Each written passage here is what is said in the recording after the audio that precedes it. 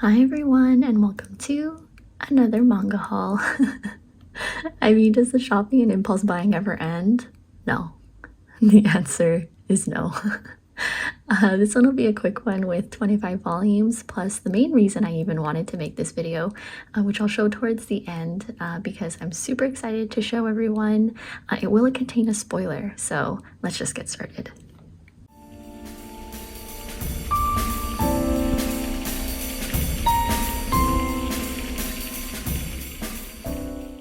So first set of volumes I received was more Haru Ride. I know I said in my previous haul that I just wanted to get volume 1 and 2 first. Well, I lied, and I also wanted to get more free shipping from Ride Stuff. So here are the volumes that I was able to get.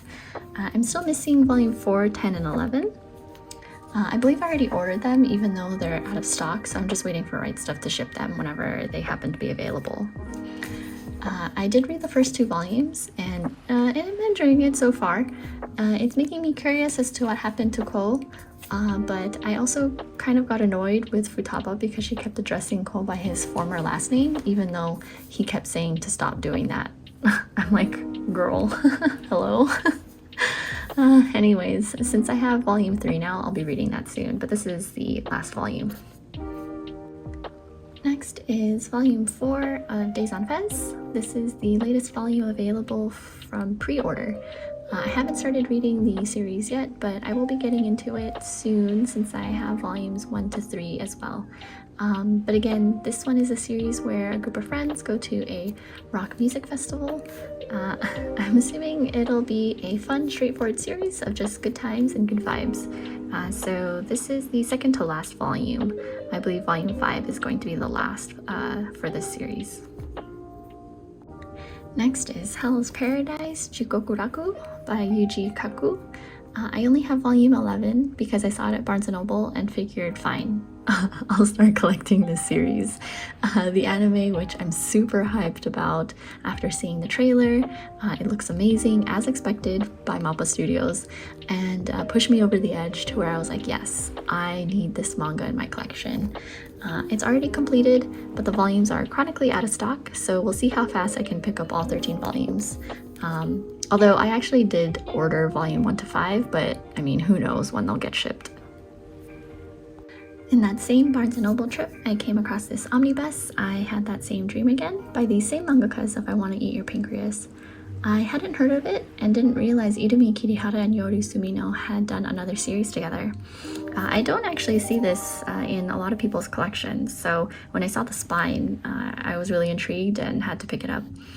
But reading the synopsis on my anime list, it centers around Nanoka, who develops a relationship with 3 very different people who are in different stages of their lives as she tries to understand a prompt from her teacher on what happiness means to her. It sounds like another deep and introspective read, so definitely looking forward to reading this.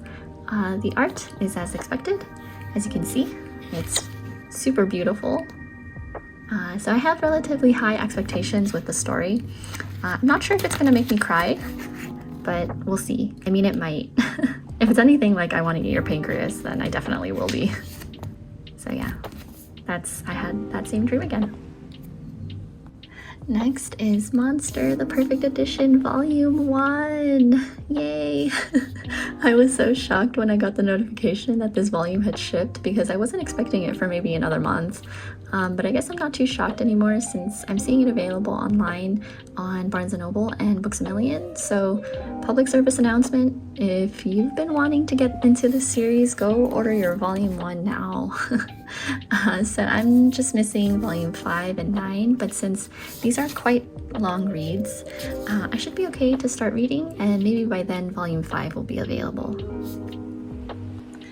Next is Boarding School Juliet by Yusuke Kaneda, published by Kodansha. I almost have the entire series, which is a total of 16 volumes, but I'm missing Volume 4, 12, and 13. I also ordered these even though they're out of stock, just like the Haru Ride volumes I'm missing, so it's just a matter of when I'll get them. This one is a funny action romance series that centers around Romeo and Juliet, who are part of two opposing houses, the Black Doggies of Toa, which is kind of funny to say out loud, and the White Cats of the West. They have a history of constantly being in contention with each other. So with Romeo and Juliet attending the same school, they are natural enemies and rivals. However, Romeo has been in love with Juliet for a long time and confesses pretty early on. To his surprise, she accepts and they begin dating. And so far, it's how these characters attempt to date while trying to keep their relationship a secret. So I think towards the later end of the volumes, these covers seem a little bit spoilery, but I don't know, they are what they are. I have read the first 3 volumes, and you know, like every slice of life, there is a sports festival. But I am enjoying the full cast of characters and all their personalities, so I'm excited to read the rest. The art is really amazing. There's some cool fighting scenes, so definitely look forward to that, and some pretty eccentric personalities if you decide to pick this one up, but I'm having fun with it so far. All right, this one I'm super excited to have gotten, and I feel like the stars aligned when I saw the cover. I did some reverse math to figure out which chapter was inside, but I bought this second half off Mercari. So I already cut off the opening, but I hadn't taken it out yet. Oh my gosh, I'm so excited. Okay, so as you can see, it's the October 2020 Dessert magazine. And if you didn't know, Dessert is a monthly shoujo josei focused manga magazine published by Kodansha that contains chapters from a handful of series. I believe it usually comes with a bonus item called a furoku, but since I got it secondhand, it didn't come with the free gift. Let me just take it out of the plastic. Oh my god, this thing is so thick too. Oh my god, it looks so good. But as you can see, it has Living Room Matsunaga-san on the cover. Matsunaga and Miko looking super cute in this little photo shoot illustration. So I'm going to give a spoiler warning now and pause for a little bit to give you time to exit out in case you don't want to be spoiled with this chapter from Living Room Matsunaga-san. I mean, it is an older magazine from 2020, and what I'm going to show is chapter 36, which is part of volume 9. But if you haven't read that volume or chapter yet, since the physical translated copy for volume 9 was a relatively recent release, thanks for watching, and I'll see you in my next video. If you're still here, I'm so happy. This is the magazine I was able to find and get my hands on. Because this chapter though, I'm gonna flip through. Oh, these are some other series that are in this magazine. I'll be flipping through those, or maybe I shouldn't in case some I haven't read yet. But this is the cover for Living Room Matsunaga-san. Cool fold out. But this chapter is one of the turning points in the series where Matsunaga moves out so that he could start his own small graphic web design business. And it's funny because one of the ending author comments is something like, wait, so this series is no longer Living Room Matsunaga-san since he's moving out of the boarding house and, you know, out of the living room, which is opposite of what the title is. So what happens next? And it's like, dang, I'm feeling sad because things are changing, and that cliche where people say, oh, it's the end of an era because everyone's moving out and moving on with their lives, and then we're hit with the ending of this chapter where I legit squealed.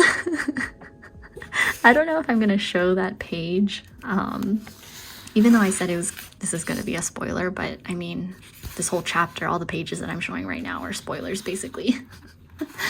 I just love this series so much. I love all the characters, and I'm beyond happy that I have this in my collection, even though I already have the translated single volume that has this chapter.